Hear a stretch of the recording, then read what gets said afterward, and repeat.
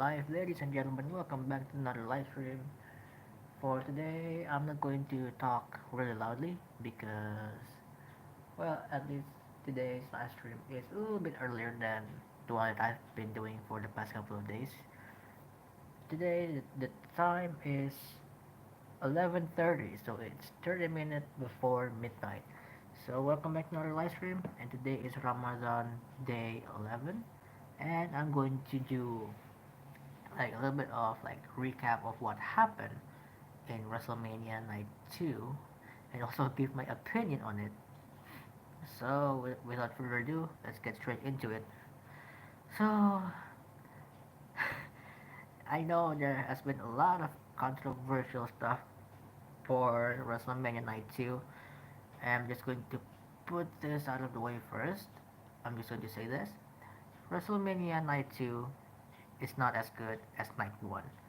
Night 1 this year was brilliant from start to finish, in my opinion. A lot of people say that the opening sucks between John Cena and Austin Theory, but I think it was a great opener.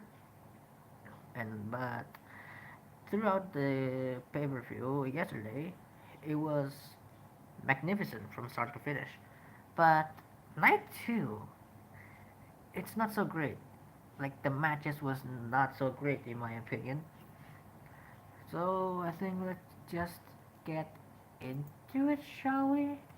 So the first match in night two, it was the match between Omos and Brock Lesnar, and I made a prediction that Brock Lesnar just need one F5 to end the match, and that's exactly what happened. Brock Lesnar got demolished throughout the entire match. He got got choke slam. He got thrown away inside the ring, but with just a couple of German suplex by Brock Lesnar and then a singular F5, Brock Lesnar defeats Omos in the opener match. And I think that opener match was really, really weak. Like, no joke, that was really weak, really weak. And then the next match was the Women's Tag Team Champion, I'm sorry, the Women's Tag Team Showcase match, which has to be the worst match of the pay per view. I don't understand how it could not be as good as the men's tag team showcase. The men's tag team showcase was brilliant. It was chaotic yet entertaining match. But this, they are trying so hard to be chaotic, so it does not look entertaining at all. And the fact that they gave the win to Shayna Baszler and Ronda Rousey. So from the reports that I've been looking, Ronda Rousey was actually not cleared to compete. So why the heck are you putting Ronda Rousey on the match card if she's not cleared to compete? Like she was injured, her arm was injured for like a couple of months now. So she should not be in the match at all. They literally save her until the very end to lock in the armbar onto Shotzi, and then it gave them the win. That match does not showcase anything. Like literally, a lot of people were really mad when they were announced when these matches were announced, like the tag team showcase match. A lot of people were really like conflicted with it because like this is basically just Triple H putting a lot of people inside a match because he wanted them to have a WrestleMania match.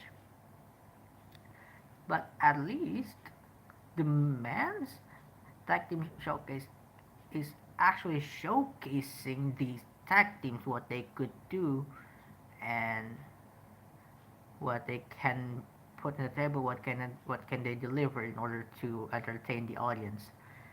That's what makes a showcase match literally. Like if you go back and watch night one, you see the men's tag team showcase. It literally showcased every single competitor from Eric and Ivar, Chad Gable and Otis, Braun Strowman and Ricochet, and also Angelo Dawkins and Mountain Sport. It literally showcased every single person in that match, whether as single superstar or as tag team partners. You don't really see any kind of showcase in the females version, which is why I said that is the weakest match of the pay per view, like both nights. It might be the worst match this year. Well, if you want to count the cancelled cage match between Becky Lynch and Bailey, it's not the worst because the cancelled match would be the worst. But if you don't consider that to be an actual match, then yeah, this this would be the worst match ever. Maybe there is another contender for the worst match so far this year in the same night, and we'll get to that very very soon. So after the horrible tag team match, we got ourselves a triple threat match between Drew McIntyre, Sheamus, and Gunther for the Intercontinental Championship. And if you see from my community post, I made a post where I said that in Disney Plus we didn't get to see the entrance for Drew McIntyre and Sheamus, and I was like, "What's going on?" I went to Twitter, and people have the same problem who are using Disney Plus Hotstar, and at least someone in the comment section helped me figuring out what exactly happened. So during the entrance for Drew McIntyre and Sheamus, they were promoting a branded beverage, which was Mike's something lemonade. I can't remember if it was like an alcoholic beverage or something, but since it was a sponsor for the show, it cannot be showed in Disney Plus. So that's why we don't see the entrance for Sheamus and Drew McIntyre. So I have to watch the pay per view again, um, and pirate it in order so I can see um, in order so I can see the entrances. So yeah, this match was actually a lot better than I expected. It was a fun yet brutal match between these three behemoths because it literally just big meaty dudes delivering chops to each other. Like their chests are swollen from slaps, strikes, and definitely from chops. And the storytelling in that match was amazing because it does not feel like a triple threat match. It felt like Gunther was not the main attraction. The main attraction was Drew versus Sheamus. They are trying to basically destroy each other and not letting each other wins the IC title. And it was a sight to see because they have they had multiple rivalries. If we see from like years ago back in the Thunderdome era, they had a really really beautiful rivalry, and then they become friends again, and now they become enemies again. It was it was a really really entertaining storyline, and the ending was literally perfect. Drew and Sheamus were so focused on each other they did not realize that Gunther was seizing this opportunity to attack both of them and finally steal the win. So Gunther is still the Intercontinental Champion, and he will continue his reign. And then probably we're going to get a rivalry between Drew McIntyre and Sheamus. And then we got the next match. Oh yeah, before we get to the next match, they they show Bobby Lashley holding up the Under the Giants Memorial Battle Royale trophy, and I'm pretty sure he was not happy because if you see from Bobby Lashley's Twitter page, if you go to the likes section, You can see that he is liking a lot of people who says like, why is Bobby Lashley not doing anything on WrestleMania? It's a shame. I would love to see Bobby Lashley in the match. Why the match that cancel? He likes all of those tweets, implementing that he is also pissed and angry because he did not get a match at WrestleMania. Like a lot of people were assuming that he's going to hold an open challenge at WrestleMania, but turns out he did not, which was a shame, really. If he did an open challenge, we could literally see him fighting possibly LA Knight or a returning superstar, who knows. But that did not happen. So the next match was the match between Asuka and Bianca Belair. I honestly did not think that Bianca Belair is going to retain. She's now reached a full year because she won the um, she won the Raw Women's Championship last year from Becky Lynch, uh, literally at WrestleMania as well. So, and I did not expect Asuka to lose. She has not won a single WrestleMania match in her career, so this is getting really, really, what's the word for it? Scary, right? It's get, like it's getting really, really frustrating. Maybe. I mean, Bianca Belair is a great champion, no doubt. But I thought this would be a great time for her to pass the title to someone else. But turns out this is not the time. And looks maybe Asuka is going to turn heel tomorrow on Monday Night Raw, but we'll see. And then the next match was another impromptu match. Shane McMahon made his return to the WWE, and then he tore his ACL. I don't know if I should laugh at this um, incident. I don't think I should be laughing, but the fact that he got injured after doing a leapfrog was pretty insane in my opinion. Like pretty insane. I don't think Shane McMahon needs to return to a wrestling ring anytime soon. Maybe ever, in my opinion. I don't think he should come back to a wrestling ring in any time whatsoever. He should just quit. I think I was one of the people who are like, why is he coming back when his music hits?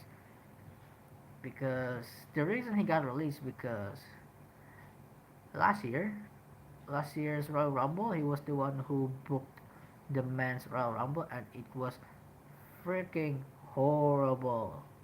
And he got released by Vince McMahon because of that.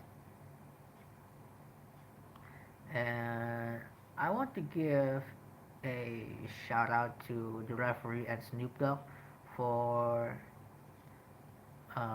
that improvisation after Shane McMahon got injured. She told Snoop to punch the Miz twice, and then she told him to do the people's elbow, and it was amazing. And this is probably one of those moments where should we consider this as an official match? I'm not really sure. Probably we should. If so, this would be the worst match this year so far. This would be the worst match. Not the women's tag team showcase. This would be the worst match. So we got the match between Edge and Demon Finn Balor in Hell in a Cell. A lot of people are conflicted on this because they think Finn Balor should win, or maybe perhaps Finn Balor was the one that's supposed to win. So in case you didn't know, Finn Balor got busted wide open in this match because Edge threw a ladder into his forehead, and when I saw it, I was one of those people who are like, they should continue the match. They should not, like, this is Hell in a Cell. Anything goes. But after seeing what the injury was, I am glad that they actually like took a minute to actually stop the bleeding for a moment, because it was not the kind of bleeding that you see done by people in AEW. People in AEW, they were using razors to make their forehead bleed. But for Finn Balor, literally this part of his head was sliced. This part, like you can literally see the inside. Like there was a picture. He posted a picture on his Instagram account. Well, viewers um, discretion advised, but it was so bloody. It's like his hair was not like, there's like a slice, like you can kind of see the inside, like you can kind of see like the skull. It was so brutal. Like I'm glad that they actually tried to stop the bleeding. I think the doctor was putting like um, sta- staplers onto the head, so it could stop bleeding too much. And I think probably Finn was supposed to win that match, but since he got busted wide open really bad, they needed to change the ending, so they gave Edge the win. But at the same time, I don't really care who wins this match, because kudos to both superstars, and especially kudos to Finn Balor. In that moment, he could easily tap out, but he still continued the match and even delivered a coup de grace from the cell into a table. It was insane. And then the main event, Cody Rhodes came out with the biggest pyro you have ever seen in your life. And then he also gave his weight belt into the son of John Hubert, aka the son of Brody Lee, formerly known as Luke Harper back in WWE. So yeah, I was surprised when Michael Cole said like, it's little Brody. I was like, little Brody? Oh, Brody Lee Jr. So literally Cody brought in Brody Lee Jr. into the crowd.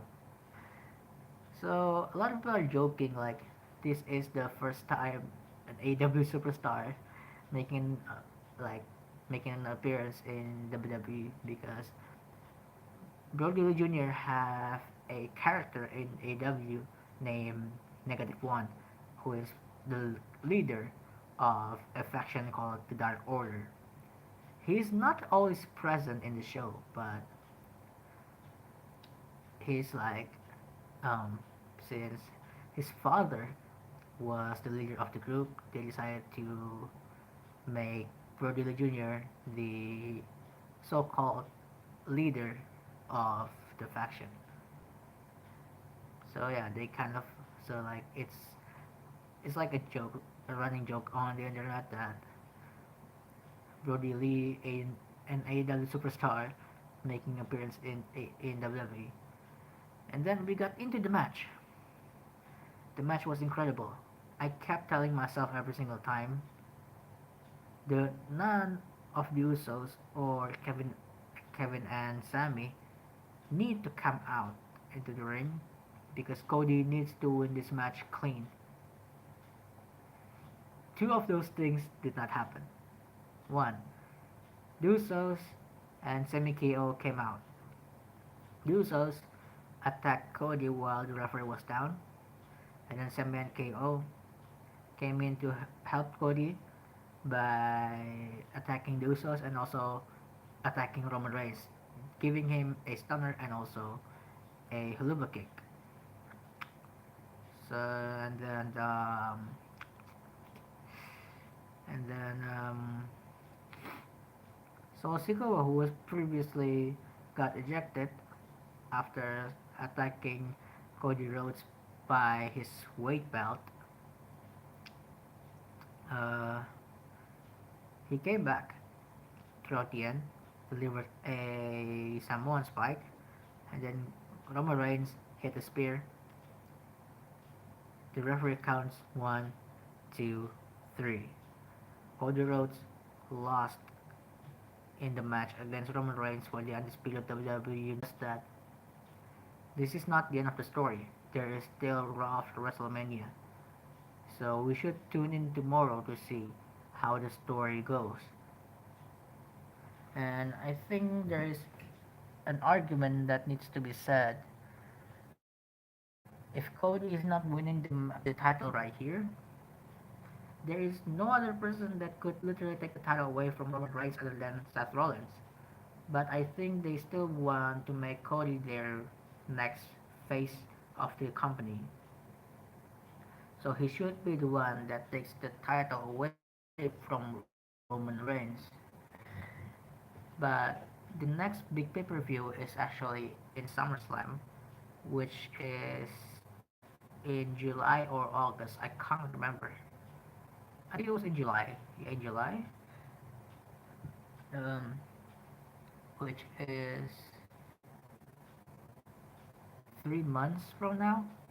And I'm not really sure if Cody would still have the same momentum as he currently has coming into WrestleMania, fighting Roman Reigns for the title. I don't think he would have the same momentum.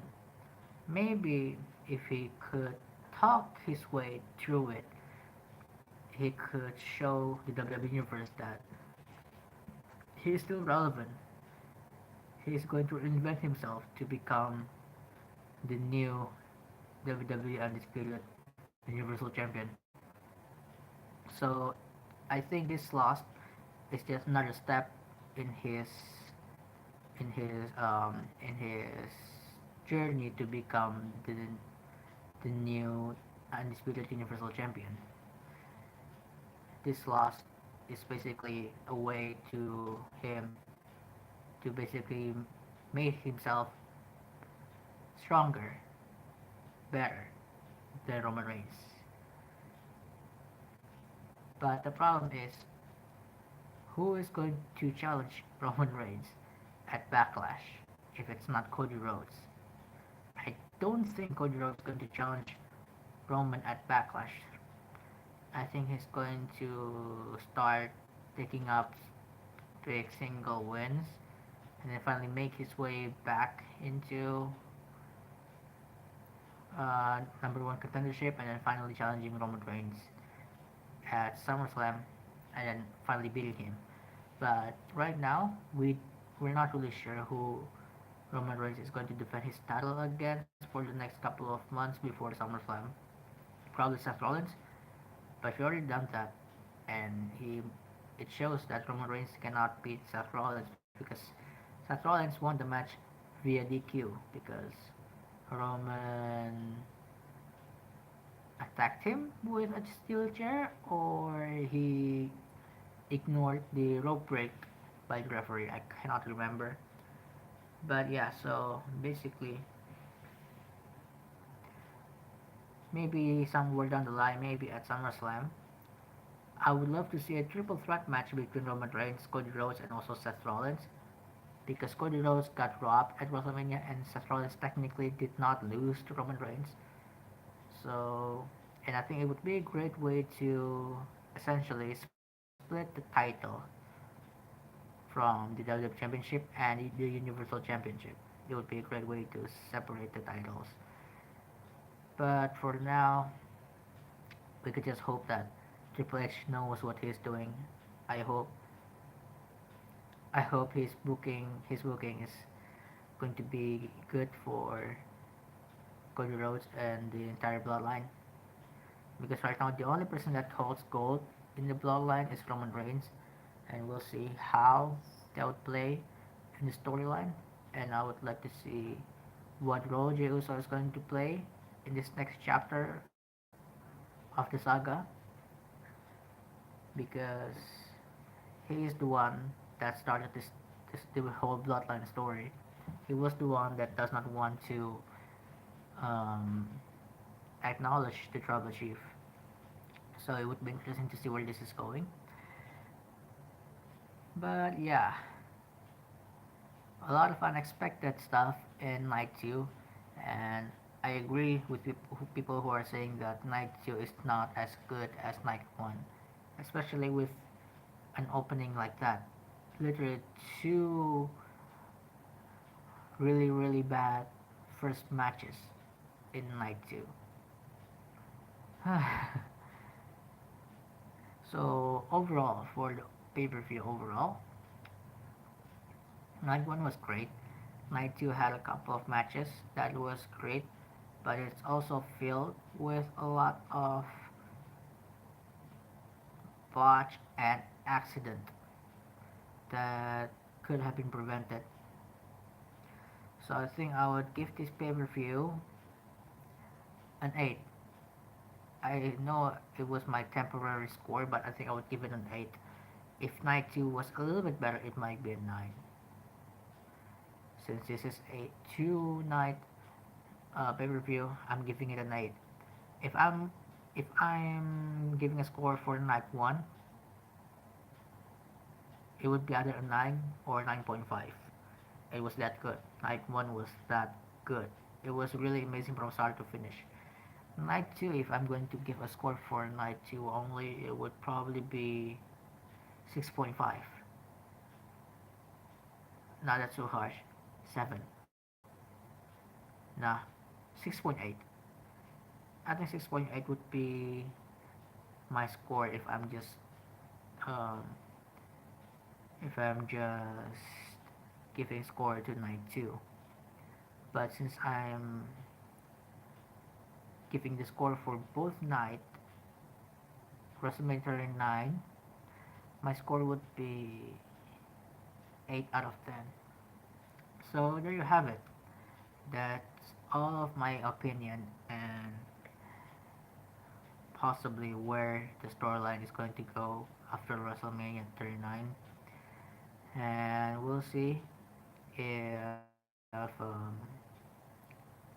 we'll see if we can still believe in Triple H.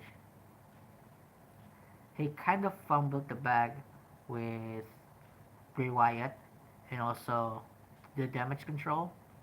So I hope he does not fumble the bags with Cody Rhodes this time. Thank you so much for watching. My name is Defaja, and I'm signing out.